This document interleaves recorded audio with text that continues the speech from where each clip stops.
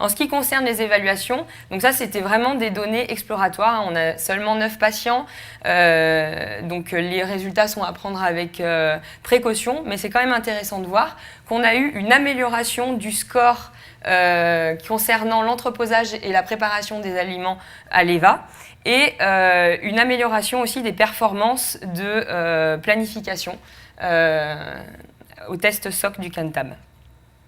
Donc, comme je vous disais, ces résultats sont à prendre avec précaution, notamment parce que la gestion des repas était une tâche particulière au centre d'activité thérapeutique de Lyon.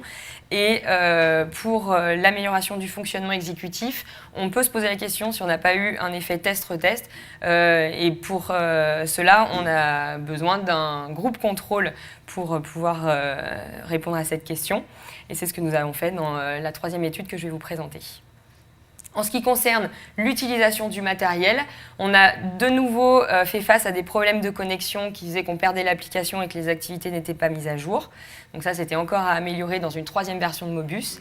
Cependant, nous avons pu observer de nouveau que les patients maîtrisaient rapidement l'application, que malgré les pertes, les problèmes de connexion, 43% des activités étaient validées et la majorité était validée pendant la période prévue, c'est-à-dire au moment où on avait programmé les activités. Et l'ensemble des patients ont signalé en moyenne un symptôme par jour. Donc c'est encourageant pour continuer à améliorer le matériel. Pour la dernière version de Mobus, version 3, l'application des aidants a été installée cette fois dans des ordinateurs de bureau, ce qui rendait l'application beaucoup plus conviviale et agréable à utiliser pour les aidants qui n'avaient finalement pas besoin que ce soit utilisé sur des PDA.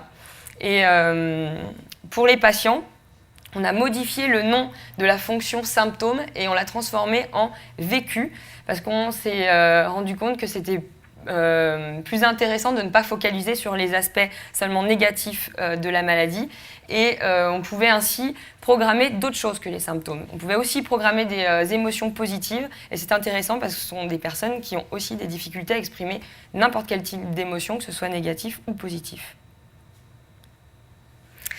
Grâce au fait qu'on ait mis les applications des aidants sur des ordinateurs de bureau, cette fois les aidants pouvaient voir pour chaque activité de leur patient si elle avait été effectivement réalisée ou pas. Donc en rouge sont les activités qui n'ont pas été réalisées et en vert sont les activités qui ont été effectivement validées.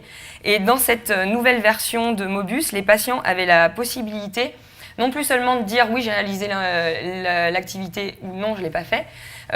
Quand ils n'avaient pas réalisé leurs activités, ils pouvaient dire pourquoi. Parce qu'ils s'en rendaient compte plus tard et puis qu'ils avaient oublié de la faire, parce qu'ils ne veulent pas la faire ou parce qu'ils veulent la réaliser plus tard. Et ça c'était des informations qu'on n'avait pas avec les versions précédentes. Ici, je vais vous montrer des exemples de vécus qu'on pouvait enregistrer pour chaque patient. Donc EET1, 2 et 3, ce sont des patients. Puis on peut voir que chacun utilise cette fonction de manière très personnelle. On en a qui l'utilisent beaucoup moins que d'autres. Et on peut vraiment rentrer tout un tas de vécus différents. Par exemple, on peut vraiment personnaliser la fonction grignotage, qui n'est ni un vécu positif ni un vécu négatif. C'est intéressant pour les personnes qui prennent des antipsychotiques de seconde génération qui augmentent l'appétit, qui augmentent le poids et c'est des effets secondaires de ces antipsychotiques qui sont gênants. Donc là, on peut avoir une mesure objective du nombre de fois où la personne grignote. Et on peut même voir qu'est-ce que la personne grignote, si c'est plutôt des biscuits ou des choses plus santé comme les fruits. Ah oui, on a aussi amélioré la musique au moment où, c'est intéressant, juste une petite, au moment où l'activité doit être réalisée, cette fois le patient peut choisir la musique qui lui rappelle son activité. Donc ça ajoute à l'aspect ludique et motivant du matériel. Avec cette troisième version de Mobus, nous avons réalisé une étude randomisée qui, cette fois, cherchait à rencontrer tous nos 3 objectifs. Et nous avons ajouté le doupil.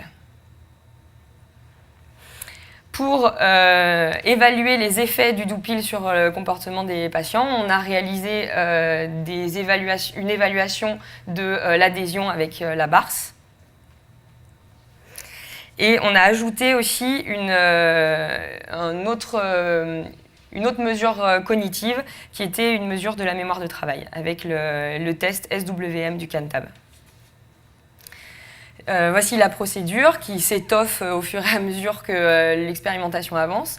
Donc, en temps 2, on procédait à la randomisation donc pour créer 2 groupes. Un groupe qui continuait son traitement habituel, donc qui ne recevait aucun des 2 matériels, et un groupe qui avait son environnement enrichi technologiquement, donc le groupe EET, qui recevait le Doupil et le Mobus. Et de nouveau, à chaque tenté, les évaluations étaient réalisées et patients, chercheurs et intervenants devaient être présents pour toujours l'aspect collaboratif. Nous avons réalisé des ANOVA à mesure répétée pour vérifier l'effet du matériel sur les évaluations que nous avons réalisées. Et en ce qui concerne les mesures à l'EVA, on n'a pas eu d'interaction significative à l'ANOVA. En revanche, avec un test T, on s'aperçoit qu'à la 3e session, donc juste après que les patients aient rendu leur matériel, le groupe EET a des performances à l'EVA supérieures au groupe TAU. Donc une meilleure autonomie quand on a utilisé le matériel que quand on a continué son traitement comme d'habitude. Et si on regarde la sous-échelle qui concerne l'autonomie par rapport à la santé de l'EVA, on a de nouveau, avec un test T, une plus grande différence significative juste après que les personnes aient rendu leur matériel, alors que cette différence était significative à tous les temps, mais elle est encore plus significative après avoir utilisé les assistants technologiques. Maintenant, en ce qui concerne l'évaluation de l'adhésion au traitement, donc les résultats qu'on a obtenus à la BARS, on obtient une interaction presque significative. En bleu, on a le groupe EET qui voit son adhésion au traitement s'améliorer, alors que pour le groupe TAU, donc qui n'utilise pas le Doupil, là on dirait que ça diminue, mais en fait c'est parce que l'échelle est très très élevée. En fait, ça reste stable. Il n'y a pas de différence significative entre ces points-là, alors que avant d'utiliser le Doupil et après l'utilisation du Doupil, on a une différence presque significative dans le groupe EET. Donc on n'a pas encore des résultats très très significatifs, mais on a des tendances qui sont assez encourageantes. En ce qui concerne les variables cognitives, on a eu des améliorations des performances dans les 2 groupes. Donc comme on le craignait à la 2e étude, on a possiblement un effet test-retest du fait de faire les évaluations répétées des tests avec les tests cognitifs. Donc l'ensemble des résultats aux évaluations cognitives ressemble à cela, donc une amélioration des performances dans les 2 groupes de la même manière. Donc pour récapituler, on n'a pas validé nos hypothèses en ce qui concerne les variables cognitives, mais ça serait intéressant peut-être de passer les tests dans des délais plus longs, donc faire passer au tout début les tests cognitifs et puis juste tout à la fin. On a une amélioration de l'autonomie globale, une amélioration de l'autonomie par rapport à la santé et une amélioration de l'adhésion au traitement. Donc tous ces résultats sont à prendre encore avec précaution parce qu'on a des groupes quand même avec un faible nombre de sujets, mais c'est très encourageant. En ce qui concerne les données enregistrées avec la dernière version de Mobus, on n'a pas de différence du taux de validation des activités de la vie quotidienne. C'est environ 40%. La différence entre 42,6 et 36,7 n'est pas significative. Donc les patients, dans les 2 versions de Mobus, valident autant d'activités. mais avec la dernière version de Mobus, il renseigne 3 fois plus de vécu par semaine qu'avec la deuxième version. Et l'appréciation du matériel ne change pas beaucoup, mais au moins, cette fois, on atteint la moyenne. Et on peut supposer que cette faible appréciation du matériel vient des problèmes de connexion rencontrés par la technologie. Je ne sais pas combien de temps il me reste. Merci. Ici, on a calculé la proportion de patients qui avaient validé plus de 40% de leurs activités avec les différentes versions de Mobus. Pourquoi on a choisi un seuil de 40%? Parce qu'il avait été enregistré avec la deuxième version. Et on s'aperçoit quand même qu'avec la troisième version, il y a beaucoup plus de patients.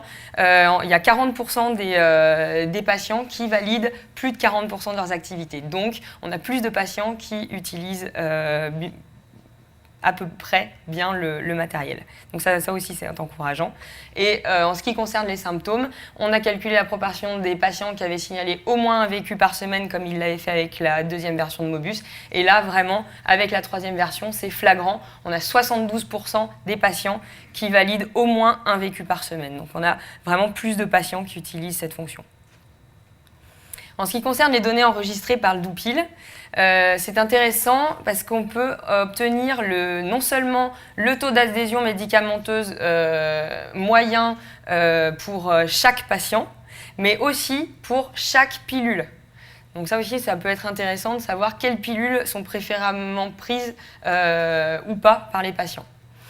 Et pour l'ensemble de l'échantillon que nous avons rencontré, le taux d'adhésion enregistré s'élève à 60,86%.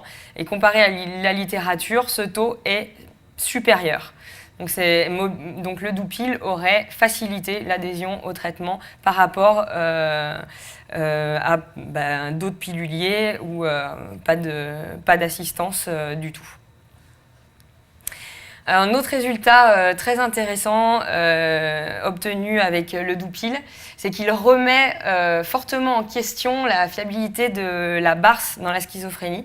En effet, lorsqu'on a fait passer la BARS, on a détecté que seulement un patient sur 22 avait une adhésion inférieure à 70%, tandis qu'avec le Doupil, on a 10 patients sur 22 qui a une adhésion inférieure à 70%. Or, le Doupil est une mesure objective de l'adhésion, alors que la BARS, comme je vous disais tout à l'heure, c'est quelque chose de subjectif qui demande au patient de se souvenir, dans le mois qui vient de passer, le nombre de pilules qu'il a oubliées.